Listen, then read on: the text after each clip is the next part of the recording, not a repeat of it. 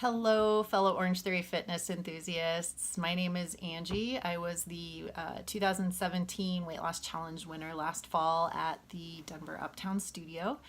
And a couple days ago, the studio reached out and said, hey, you guys, would you be willing to just share a little video with some tips and inspiration for those of us who are getting started on the Transformation Challenge on January 29th? And so here I am. I wanted to start by admitting that I have been a yo-yo dieter for many, many years. And if you're like I am, you know how frustrating that can be and how attractive some of these fad diets can be. And so I just wanted to share why this weight loss challenge for me was a lot different from all of those other experiences. About June of last year, I realized I had gained back a lot of the weight that I had gained and lost over the last couple of decades. And I was creeping back up to my top weight again, and I knew I had to do something different. So I found Orangetheory. A friend of mine, hi Erin, said she'd been doing it. She was really enjoying it. And so she came and did a class with me with Coach Scott.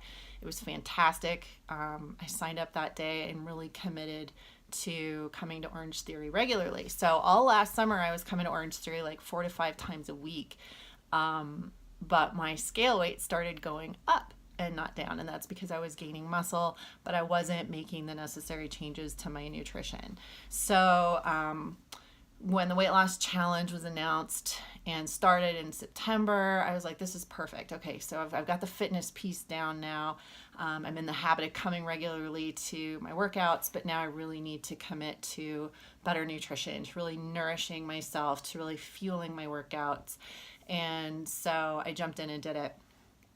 And I didn't think I had any chance of winning because guess what? I'm over 40, and everybody knows that you can't lose weight when you're a woman over 40. Of course, not true. I turned 44 during the weight loss challenge, and still came out doing quite well. So don't let your age discourage you, for one thing. I remember a couple weeks into the challenge, I came to class and Coach Ann checked in with me and she's like, how's it going? And I said, oh, I lost 6 pounds. I'm really excited. And she kind of looks at me and she gets this serious look on her face and she's like, is what you're doing sustainable? And I was, like, okay, I need to think about that. I need to make sure I'm not doing one of these weird white knuckle fad diets that are so attractive to us yo-yo dieters. And I was able to really keep thinking about that as I went forward into the challenge. Are my new eating habits sustainable? Is it something that I can do forever? Or is it something I'm just kind of white knuckling and looking for that finish line so I can go out and eat a bag of candy corn once it's over, which I didn't do, by the way. So Coach Ann's words really helped me to remember to be reasonable in my choices. And what I did was the 3 Ps. Which for me is plants, protein, and portions.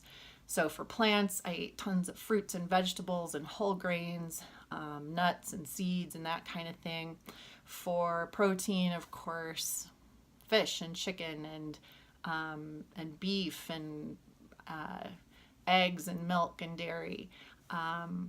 And then everything else I'm just very, very careful of. So anything that started as a batter or a dough, including pasta or anything like alcohol, I really, really was careful to cut back on those things. I didn't cut them out completely. Again, I'm not a big fan of a diet that's going to tell me you can never, ever have this or you must always only eat that. Flexibility for me is super important. I want to know that if I go to a birthday party, I can have a piece of birthday cake, but it's going to be a small piece, and I'm going to be honest with myself if I really, really want it in that moment, or if I'm only eating it because it's convenient and everyone else is doing it. So really just kind of constantly checking in with myself. That was really key, making sure my portion sizes were realistic and, that I wasn't taking seconds just for the sake of taking seconds. Another thing that really helps is just to kind of attack those negative thoughts that come when we start feeling deprived, like everybody else gets to have treats except me. When you start feeling yourself having those thoughts, just tell yourself stop. Tell yourself no, you're not going to go down that path. And this is where I'd say bring your Orangetheory fitness persona into the kitchen with you, into the restaurant with you, into the grocery store with you. You know, Orangetheory makes us feel so strong and powerful and capable. And then, you know, we walk out of the studio and we're faced with a million food choices. And that's when those kind of thoughts creep in, like, oh, I don't get to have treats. But think of all the things instead that you can have, all the wonderful, nourishing foods that fuel your body, and pay attention to how you feel during an Orangetheory workout when you've eaten well, and how much more you can do, and how much faster you can run, and how much heavier the weights are that you can lift. And just really, really focus on that feeling of nourishment and fuel and the way that your body gives back to you.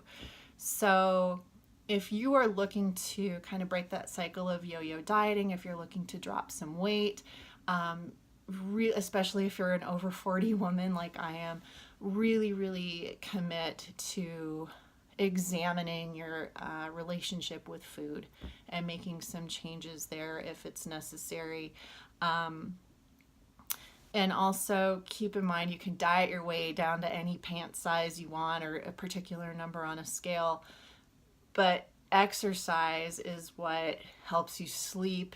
It's what keeps you healthy. It's what fights disease.